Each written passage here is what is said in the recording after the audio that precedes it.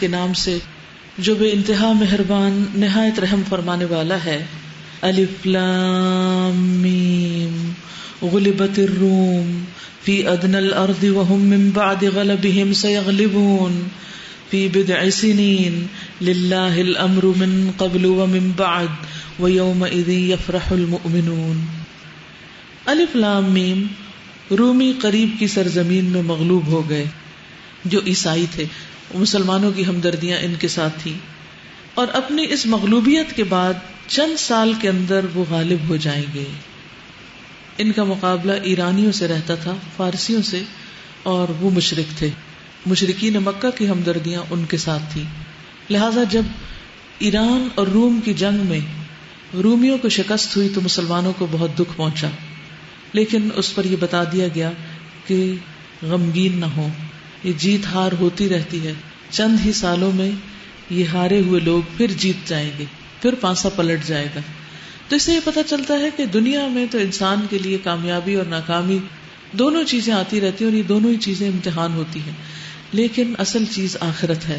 ہم سب کو وہاں کی کامیابی کی فکر کرنی چاہیے. للہ الامر من قبل ومن بعد، اللہ ہی کا اختیار ہے پہلے بھی اور بعد میں بھی. یعنی جب ایرانی غالب آئے تو بھی اللہ کے اذن سے، اور جب رومی آئیں گے تو بھی اللہ کے اذن سے. اور اس دن یومئذ یفرح المؤمنون، مومن خوش ہو جائیں گے بنصر اللہ، اللہ کی مدد سے. اور یہ وہی وقت تھا جب دوبارہ وہ غالب آئے جب مسلمان جنگ بدر میں جیتے تھے. تو انڈائریکٹلی اس کی طرف بھی اشارہ تھا اور مسلمانوں کو ایک خوشخبری دی گئی. کیونکہ آپ دیکھیے کہ کتنا زبردست طریقہ ہے قرآن کا کہ عین اس وقت جب انسان ڈپریسڈ ہو، تکلیف میں ہو، پریشانی میں ہو، اس وقت کہا جائے کیوں فکر کرتے ہو، چند سالوں بعد غالب تو آ جاؤ گے.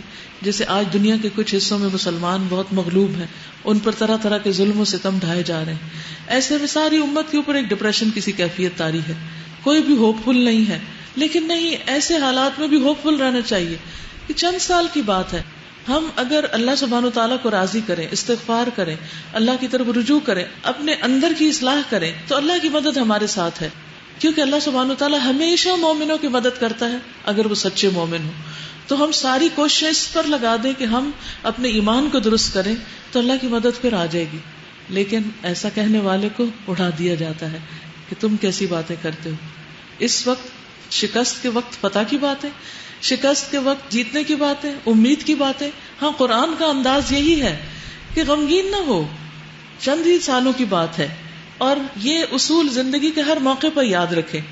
جہاں کہیں آپ کو شکست ہو، آپ کسی بھی امتحان میں فیل ہو جائیں، مثلا کوئی بھی آپ ڈگری نہیں کر سکے یا کسی خاص جاب میں نہیں جا سکے یا کچھ، تو اس وقت انسان کو ڈپریسڈ نہیں ہونا. یہ نہیں سوچنا کہ اب تو سب کچھ لٹ گیا. نہیں، آج ایسا ہے تو کل دوسری طرح ہو جائے گا. اللہ سبحانہ وتعالیٰ دن بدل دے گا اور اپنے مقرر وقت پر جو چیز میری قسمت میں ہے وہ پہنچ جائے گی. میرا فرض ہے کوشش کرنا اور اللہ سے مدد مانگنا، کیونکہ سارے فیصلے اللہ کے ہاتھ میں ہیں.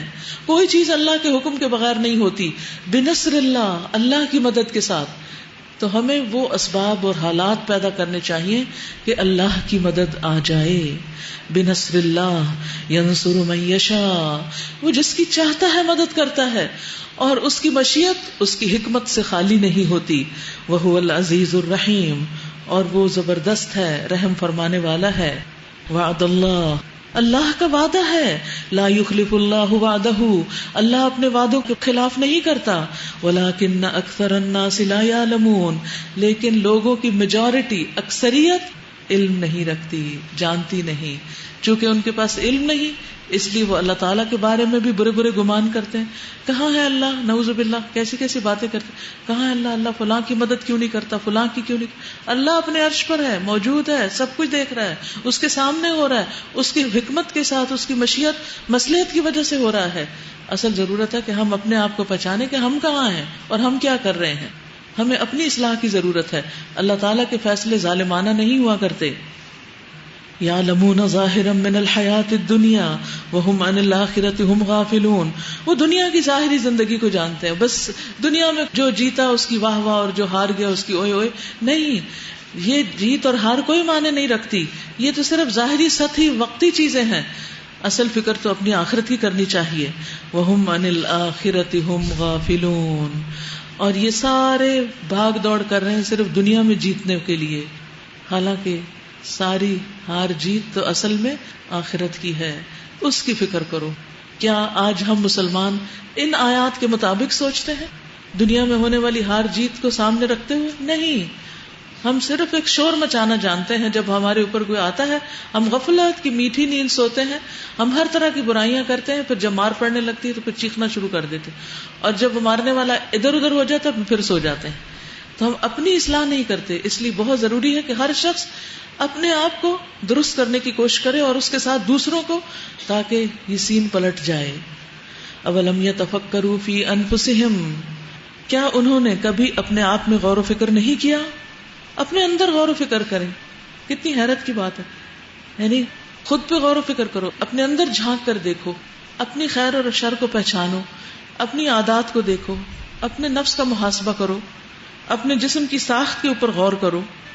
اللہ نے زمین اور آسمانوں کو اور ان ساری چیزوں کو جو ان کے درمیان ہیں برحق اور ایک مقرر مدت ہی کے لیے پیدا کیا ہے، مگر بہت سے لوگ اپنے رب کی ملاقات کے منکر ہیں.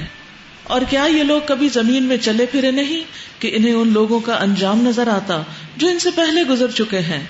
وہ ان سے زیادہ طاقت رکھتے تھے، انہوں نے زمین کو خوب ادھیڑا تھا اور اسے اتنا آباد کیا جتنا انہوں نے نہیں کیا. ان کے پاس ان کے رسول روشن نشانیاں لے کر آئے، پھر اللہ ان پر ظلم کرنے والا نہ تھا مگر وہ خود ہی اپنے اوپر ظلم کر رہے تھے. ثم كان عاقبة الذين أساءوا السوء أن كذبوا بآيات الله وكانوا بها يستهزئون. آخرکار جن لوگوں نے برائیاں کی تھی ان کا انجام بہت برا ہوا، اس لیے کہ انہوں نے اللہ کی آیات کو جھٹلایا تھا اور وہ ان کا مذاق اڑاتے تھے. اللہ یبدأ الخلق ثم یعیدہ ثم الیہ ترجعون. اللہ ہی خلق کی ابتدا کرتا ہے، پھر وہی اس کا اعادہ کرے گا، پھر اسی کی طرف تم پلٹائے جاؤ گے. اور جب وہ قیامت کی گھڑی قائم ہوگی اس دن مجرم ہک دھک رہ جائیں گے، پریشان ہو جائیں گے کہ ہم نے تو اس کے بارے میں کبھی سوچا ہی نہ تھا. اصل مصیبت یہ تھی جو اب کبھی ٹل نہیں سکتی. ہم تو دنیا کی مصیبتوں کو بڑی مصیبت سمجھتے رہے. وَلَمْ يَكُنْ لَهُم مِّن شُرَكَائِهِمْ شُفَعَاءُ. ان کے ٹھہرائے ہوئے شریکوں میں کوئی ان کا سفارشی نہ ہوگا اور وہ اپنے شریکوں کے منکر ہو جائیں گے. جس روز وہ ساعت برپا ہوگی اس دن سب انسان الگ گروہوں میں بٹ جائیں گے. جو لوگ ایمان لائے ہیں اور جنہوں نے نیک عمل کیے ہیں وہ ایک باغ میں شاداں و فرحاں رکھے جائیں گے. اصل کامیابی تو یہ ہے. اور جنہوں نے کفر کیا ہے اور ہماری آیات کو اور آخرت کی ملاقات کو جھٹلایا ہے وہ عذاب میں حاضر رکھے جائیں گے. تو اصل فکر ایمان اور عمل صالح کی کرنی چاہیے. فسبحان اللہ حین تمسون وحین تصبحون وله الحمد فی السماوات والارض وعشیا وحین تظہرون. بس تسبیح کرو، غم، دکھ، تکلیف، ناکامی کے موقع پر کس چیز سے مدد لو؟ اللہ کے ذکر سے. تسبیح کرو اللہ کی جب تم شام کرتے ہو اور جب صبح کرتے ہو. آسمانوں اور زمین میں اسی کے لیے حمد ہے. اور تسبیح کرو اسی کی تیسرے پہر اور جب کہ تم پر ظہر کا وقت آتا ہے. وہ زندہ میں سے مردہ کو نکالتا ہے اور مردہ میں سے زندہ کو نکال لاتا ہے اور زمین کو اس کی موت کے بعد زندگی بخشتا ہے. اسی طرح تم لوگ بھی حالت موت سے نکال لیے جاؤ گے. ساری قدرت قوت اسی کے پاس ہے. تم بھاگ کے کہیں نہیں جا سکتے. تمہیں جب مر جاؤ گے تو اللہ سبحانہ وتعالیٰ اپنی قدرت سے زندہ کر لے گا حساب کتاب کے لیے. وَمِنْ آيَاتِهِ أَنْ خَلَقَكُم مِّن تُرَابٍ. اس کی نشانیوں میں سے ہے کہ اس نے تم کو مٹی سے پیدا کیا، پھر یکایک تم بشر ہو کے زمین میں پھیلتے چلے جا رہے ہو. آدم اور حوا 2 لوگ تھے جو زمین پر اترے. اگر آدم اور حوا نظر جھانک کے بھی دیکھ لیں تو حیران ہو جائیں کہ اتنے زیادہ بچے ہو گئے ان کے. اور اس کی نشانیوں میں سے یہ ہے کہ اس نے تمہارے لیے تمہاری ہی جنس سے بیویاں بنائی. انسان کی بیوی انسان سے. کیوں؟ تاکہ تم ان کے پاس سکون حاصل کرو. تو شادی کا اصل مقصد کیا ہے؟ ایک دوسرے سے سکون پانا. اور تمہارے درمیان محبت اور رحمت پیدا کر دی، یعنی اس رشتے کو محبت کے ساتھ خوبصورت بنایا. یقیناً اس میں بہت سی نشانیاں ہیں ان لوگوں کے لیے جو غور و فکر کرتے ہیں، یعنی شادی کے اس رشتے پر غور و فکر کرتے ہیں. حدیث سے ہمیں پتہ چلتا ہے کہ یہ سکون کیسے حاصل ہوتا ہے. ہم صرف سکون لینا چاہتے ہیں اور لینے والے بننا چاہتے ہیں کہ دوسرا فریق ہمارے لیے سکون بن جائے. ہم نے تو سنا تھا کہ شادی کے بعد بہت مزہ آتا ہے اور بہت خوشیاں ہوتی ہیں اور بہت اچھی دوستی ہو جاتی ہے اور سب کچھ, اور یہاں تو اس بندے کو میری پرواہ ہی نہیں اور بے شمار گلے شکوے. لیکن ہم یہ نہیں سوچتے کہ شادی کے اس رشتے میں بننے کے بعد ہمارے اوپر کیا فرض عائد ہوا, ہمیں کیا ذمہ داری دی گئی. رسول اللہ صلی اللہ علیہ وسلم نے ایک اچھی بیوی کی جو صفات بیان کی ہے وہ ہم میں سے کتنی عورتوں کے اندر ہیں. نبی صلی اللہ علیہ وسلم نے فرمایا, کیا میں تمہیں تمہاری ان عورتوں کی خبر نہ دوں جو جنت میں ہوں گی, جنت میں جانے والی عورتیں. ہم نے کہا ضرور ہے اللہ کے رسول صلی اللہ علیہ وسلم. آپ نے فرمایا محبت کرنے والی, زیادہ بچے پیدا کرنے والی, جب اسے غصہ آئے یا اس کے ساتھ برا کیا جائے یا اس کا شوہر ناراض ہو تو وہ شوہر کو کہتی ہے کہ میرا ہاتھ آپ کے ہاتھ میں ہے اور میں اپنی آنکھوں میں نیند کا سرما نہیں لگاؤں گی جب تک آپ راضی نہ ہو جائیں. یعنی ہر قیمت پر شوہر کو راضی کرنے والی. اور حقیقت یہ ہے کہ جو عورت یہ راز جان لیتی ہے کہ شوہر کو کیسے راضی کرنا ہے تو پھر دنیا اور آخرت دونوں ہی راحت میں آ جاتے ہیں. رسول اللہ صلی اللہ علیہ وسلم نے فرمایا, تمہاری بہترین بیویاں وہ ہیں جو محبت کرنے والی, زیادہ بچے پیدا کرنے والی, ہم نوائی کرنے والی, یعنی ہاں میں ہاں ملانے والی, ہر بات میں تنقید نہیں, اور ہمدردی کرنے والی ہو, بشرطے کہ وہ اللہ سے ڈرنے والی, یعنی دل میں اللہ کا ڈر ہو اور اللہ کی خاطر ہی صبر کر کے یہ ساری قربانیاں کرنے والی ہو. تو جس عورت کے اندر یہ کوالٹیز ہوتی ہیں پھر اس کا شوہر آخر ہار ہی جاتا ہے اپنی ضد سے اور اپنے ظلم و ستم سے, اور گھر کی فضا محبت کی فضا بن جاتی ہے. اسی طرح شوہر کے لیے بھی ہے کہ وہ اپنی بیوی کے لیے سکون کا باعث ہو. نبی صلی اللہ علیہ وسلم نے فرمایا, خیرکم خیرکم للنساء, تم میں سے بہترین شخص وہ ہے جو اپنی بیویوں کے لیے اچھا ہے. پھر اسی طرح عورت کے لیے خاص ذمہ داری کہ شوہر کے بلانے پر وہ اس کے پاس چلی جائے. رسول اللہ صلی اللہ علیہ وسلم نے فرمایا, اس ذات کی قسم جس کے ہاتھ میں میری جان ہے, جب کوئی شخص اپنی بیوی کو بستر پر بلائے اور بیوی انکار کر دے تو وہ ذات جو آسمانوں میں ہے وہ ناراض رہتی ہے حتیٰ کہ اس کا شوہر اس سے راضی ہو جائے. تو یہ بات جو ہے یہ عام طور پر اس کو بہت مس انٹرپریٹ کیا جاتا ہے اور یہ شو کیا جاتا ہے کہ اسلام بڑا ہی ظالمانہ مذہب ہے جس میں عورت کا تو کوئی حق ہی نہیں ہے, بس وہ شوہر کی غلام بن کر رہے. نہیں, اللہ سبحانہ وتعالیٰ نے شوہر کے مزاج کو جانتے ہوئے کہ اس کے اندر جس قسم کی آگ ہے اگر وہ ٹھنڈی نہ ہو تو بہت سے فتنے فساد پھیلائے گی, اس لیے عورت کو یہ حکم دیا کہ وہ اپنے شوہر کی اطاعت کرے اس معاملے میں, اور اگر وہ نہیں کرے گی تو گناہگار ہوگی. اور پھر اس وجہ سے یعنی اس کے ناروا انکار کی وجہ سے شوہر کے اندر جو غضب غیظ غصہ ہوگا یا پھر وہ حقوق نہیں دے گا یا اس سے مزید معاملات بگڑیں گے, تعلقات خراب ہو کر حتیٰ کہ طلاق تک نوبت آ جائے گی, تو پھر اس میں ذمہ دار عورت ہوگی.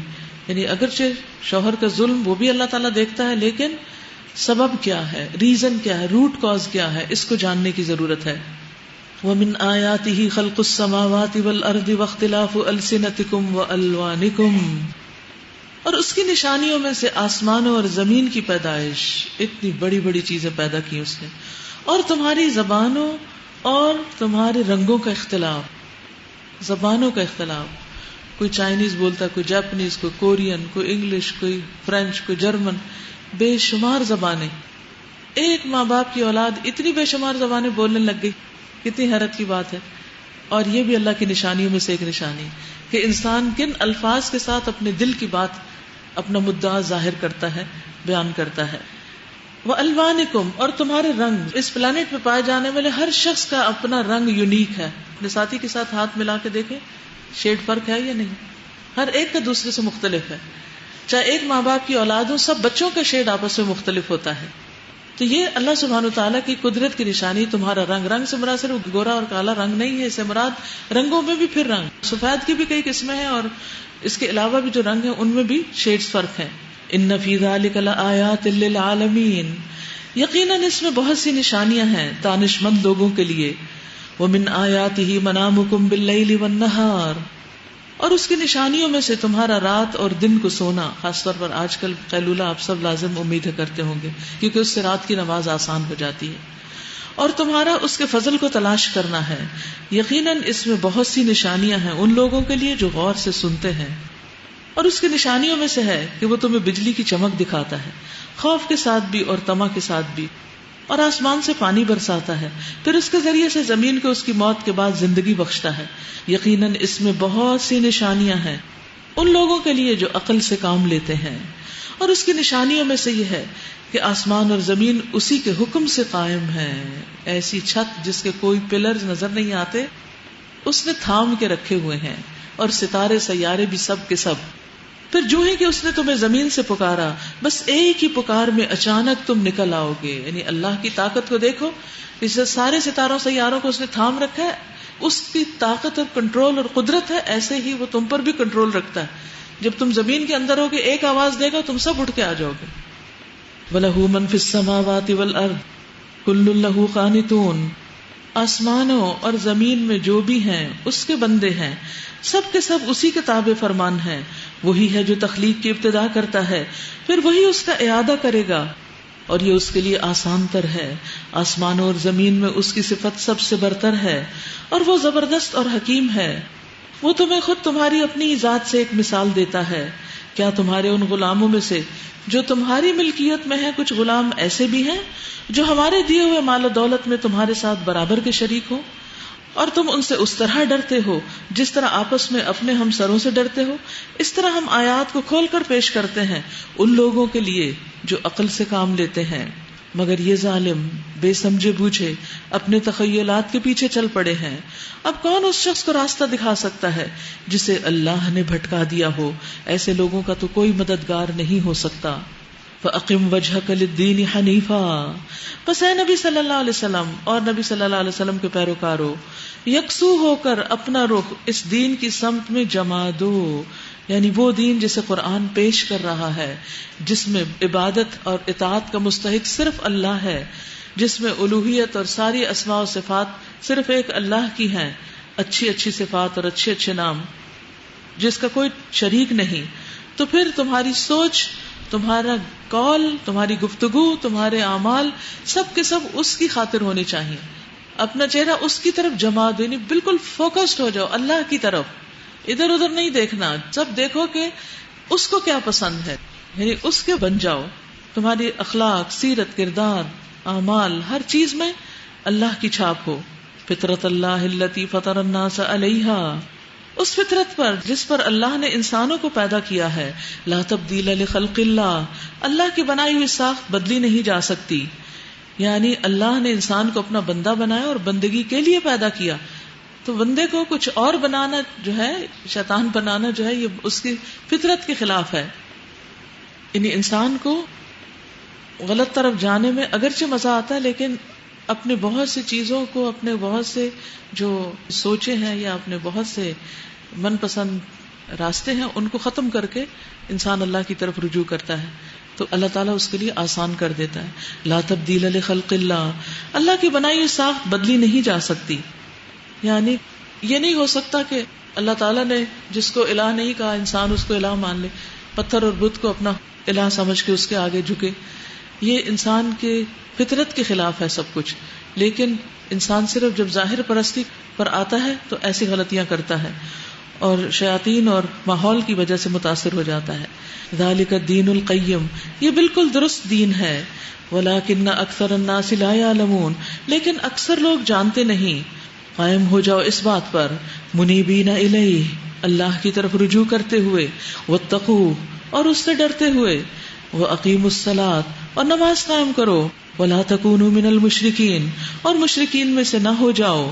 کون ہے یہ مشرک؟ من الذین فرقوا دینہم، وہ جنہوں نے اپنے دین کو الگ الگ بنا لیا، وکانوا شیعا، اور وہ گروہوں میں بٹ گئے۔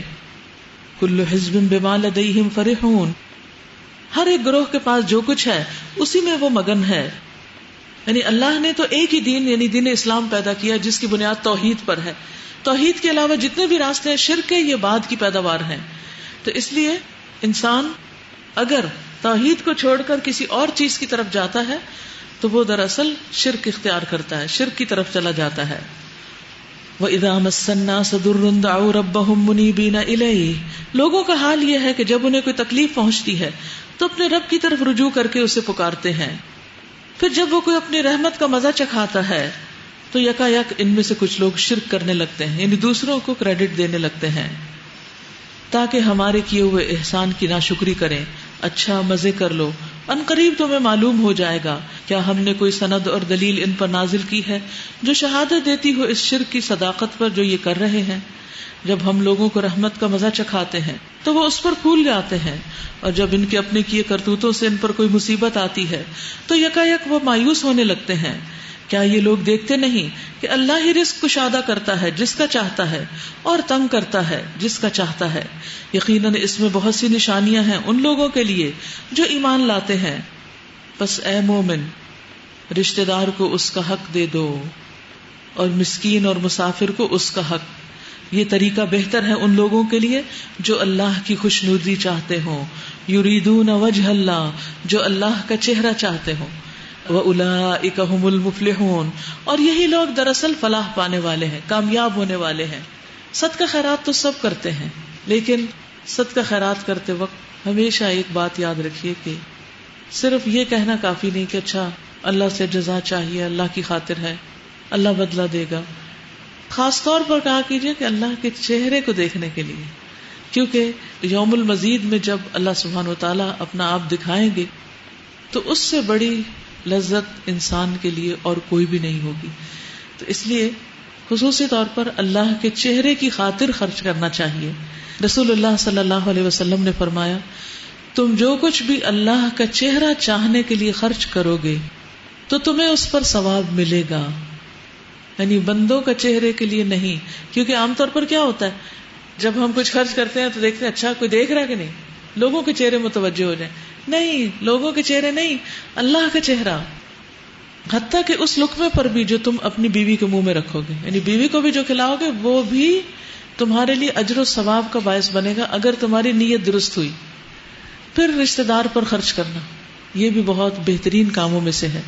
رسول اللہ صلی اللہ علیہ وسلم نے فرمایا، سب سے افضل صدقہ وہ ہے جو اپنے اس رشتہ دار پر خرچ کیا جائے جو پوشیدہ دشمنی رکھنے کی بنا پر تم سے اعراض کرے، یعنی دل میں اس کے تمہارے خلاف نفرت ہے اور تم سے وہ کٹا ہوا ہے اندر سے، اور تمہیں نہ سلام کرتا ہے، نہ شکریہ ادا کرتا ہے، نہ تمہارے ساتھ ملنا چاہتا ہے، یعنی تمہاری کسی طرح بھی کوئی قدر نہیں کرتا، صرف اس وقت تمہیں منہ دکھاتا ہے یا شکل دکھاتا ہے جب اس کو تمہاری کوئی ضرورت ہوتی ہے.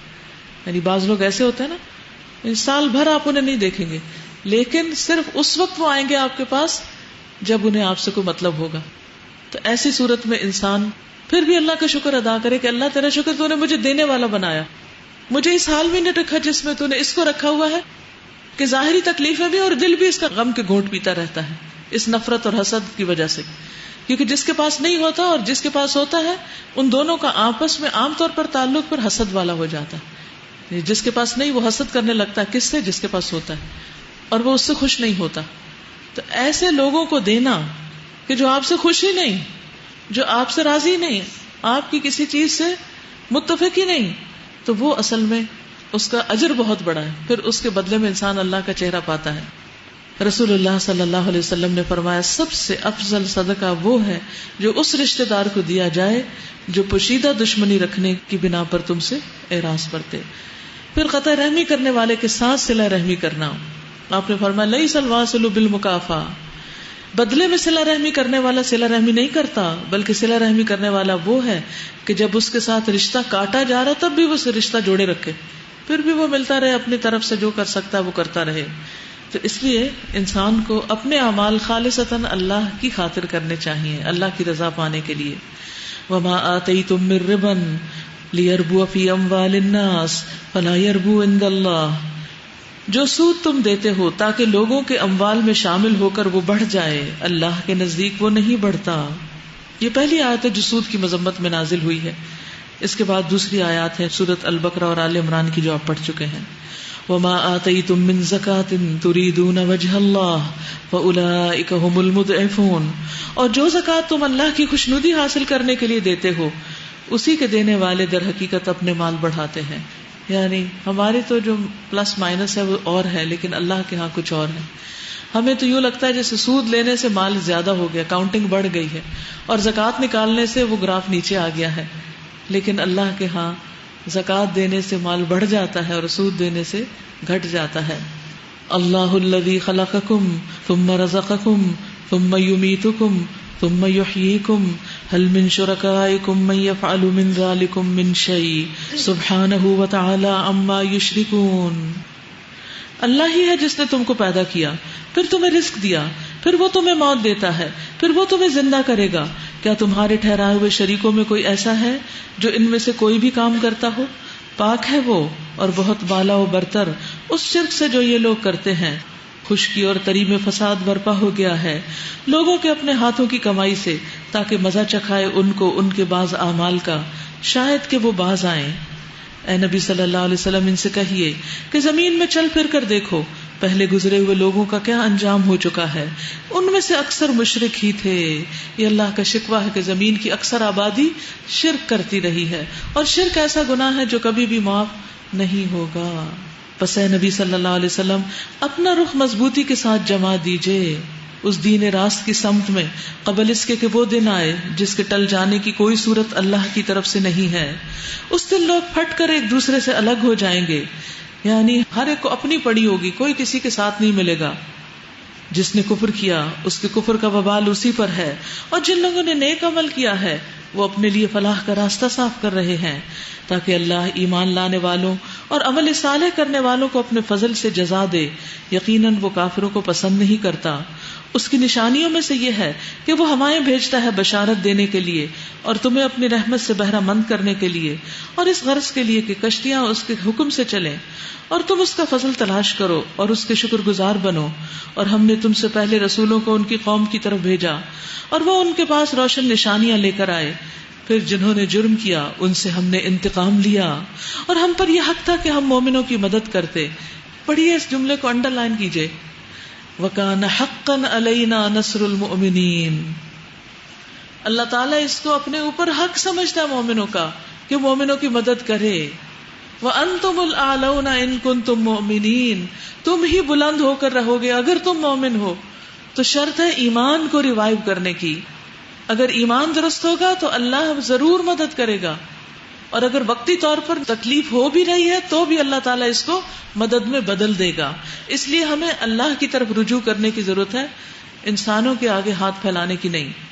اللہ الذی یرسل الرياح فتثیر سحابا فیبسطه فی السماء کیف یشاء ویجعلہ کسفا فتری الودق یخرج من خلالہ فَإِذَا أَصَابَ بِهِ مَن يَشَاءُ مِنْ عِبَادِهِ إِذَا هُمْ يَسْتَبْشِرُونَ. اللہ ہی ہے جو ہواؤں کو بھیجتا ہے اور وہ بادل اٹھاتی ہے، پھر وہ ان بادلوں کو آسمان میں پھیلاتا ہے جس طرح چاہتا ہے، اور انہیں ٹکڑیوں میں تقسیم کرتا ہے. پھر تو دیکھتا ہے کہ بارش کے قطرے بادلوں سے ٹپکے چلے آتے ہیں.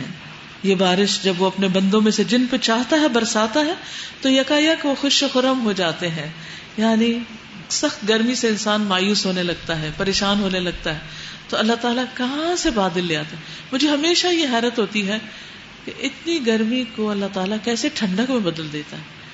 وہ ہوا کہاں ہوتی ہے پہلے جو پھر ہمارے پاس آ جاتی ہے، اور پھر ہمارے سے ہو کر وہ کہاں چلی جاتی ہے. یعنی یہ تو ظاہر ہے کہ ہوا کو اسٹیشنری چیز تو نہیں کہیں ایک جگہ بند کر کے رکھی ہوئی ہے اور پھر وہ کھول دی جاتی ہے. اور پھر ان کی سمتیں اور ڈائریکشنز کتنی مختلف ہوتی ہیں، کبھی مشرقی ہوا ہوتی ہے، کبھی مغربی، کبھی شمالی، کبھی جنوبی. تو یہ ساری ڈائریکشنز کون متعین کرتا ہے کہ اب کس طرف کو جانا چاہیے اور کس کی ضرورت ہے. اس کی جو بھی توجیحات کرے، لیکن اصل قوت اور اختیار اللہ کے پاس ہے، اسی کا حکم ہے. اسی وجہ سے موسم محکمیات کی پیشن گوئیاں غلط ثابت ہو جاتی ہیں، کیونکہ ہوائیں ان کے حکم سے نہیں چلتی، اللہ کے حکم سے چلتی ہیں، اور بارش اللہ کی مرضی سے آتی ہے. اور اس مثال سے بتانا کیا مقصود ہے کہ آج اگر تمہارے اندر مایوسی ہے تو مایوس نہ ہو، سخت گرمی کے بعد بارش آتی ہے. اگر آج تمہارے حالات تنگ ہیں، مایوس نہ ہو، اللہ رحمت کی بارش بھی بھیجے گا، حالات تبدیل ہو جائیں گے. وَإِن كَانُوا مِن قَبْلِ أَن يُنَزَّلَ عَلَيْهِم مِّن قَبْلِهِ لَمُبْلِسِينَ. یہ بارش جب وہ اپنے بندوں میں سے جن پہ چاہتا ہے برساتا ہے تو یکایک وہ خوش و خرم ہو جاتے ہیں، حالانکہ اس کے نزول سے پہلے وہ مایوس ہو رہے تھے. یعنی ان کی مایوسی کا حال دیکھنے والا تھا. دیکھو اللہ کی رحمت کے اثرات کی مردہ پڑی ہوئی زمین کو وہ کس طرح جلا اٹھاتا ہے. یقیناً وہ مردوں کو زندگی بخشنے والا ہے اور ہر چیز پر پوری قدرت رکھتا ہے. اور اگر ہم ایک ایسی ہوا بھیج دیں جس کے اثر سے وہ اپنی کھیتی کو زرد پائیں تو وہ کفر کرتے رہ جائیں. فإنك لا تسمع الموتى ولا تسمع الصم الدعاء إذا ولوا مدبرين. اے نبی صلی اللہ علیہ وسلم، آپ مردوں کو نہیں سنا سکتے، جو مر گیا ہے وہ کچھ نہیں سنتا، نہ ان بہروں کو اپنی پکار سنا سکتے ہو جو پیٹ پھیرے چلے جا رہے ہوں، اور نہ تم اندھوں کو ان کی گمراہی سے نکال کر راہ راست دکھا سکتے ہو. تم تو صرف انہی کو سنا سکتے ہو جو ہماری آیات پر ایمان لاتے اور سر تسلیم خم کر دیتے ہیں. یعنی یہ قرآن اگرچہ سب کے لیے پڑھا جاتا ہے، لیکن اس کے دل پر اثر کرتا ہے جو جھک جاتا ہے، جو اللہ کے حکم کو مان لیتا ہے. اللہ ہی تو ہے جس نے ذوف کی حالت سے تمہاری پیدائش کی ابتدا کی. کتنے کمزور ننھے منھے سے بچے تھے تم، پھر اس ذوف کے بعد تمہیں قوت بخشی، تم سٹرونگ ہو گئے، جوان ہو گئے، اور تم پھر دنیا کو خاطر میں نہیں لاتے تھے.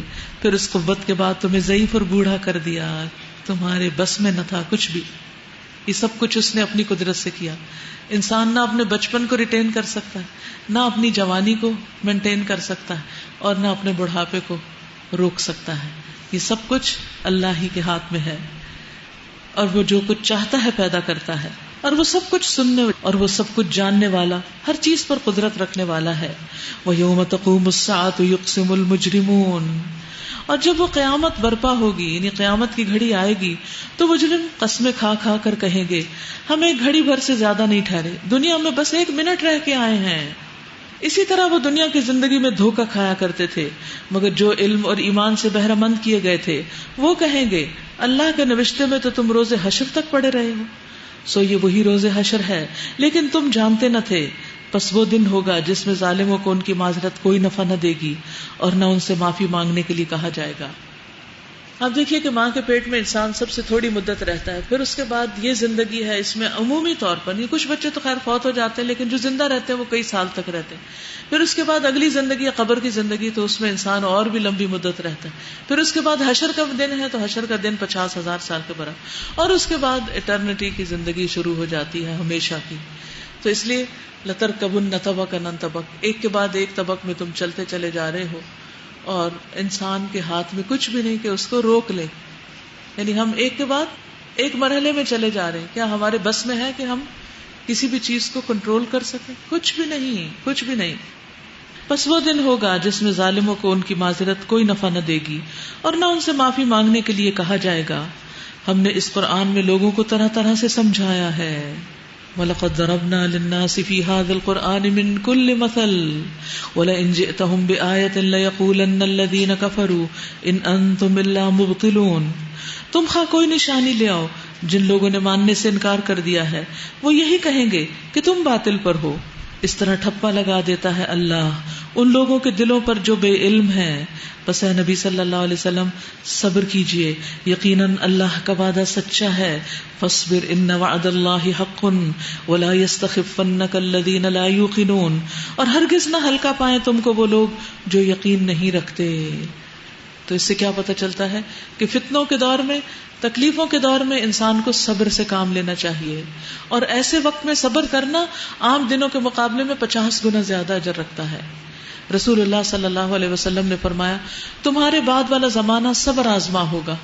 اس وقت حق کو تھامنے والے کو تمہارے 50 آدمیوں کے اجر کے برابر ثواب ملے گا. یعنی جتنے مشکل حالات ہوتے ہیں، جتنی زیادہ بڑی تکلیف ہوتی ہے، اتنا ہی اجر بڑا ہوتا ہے.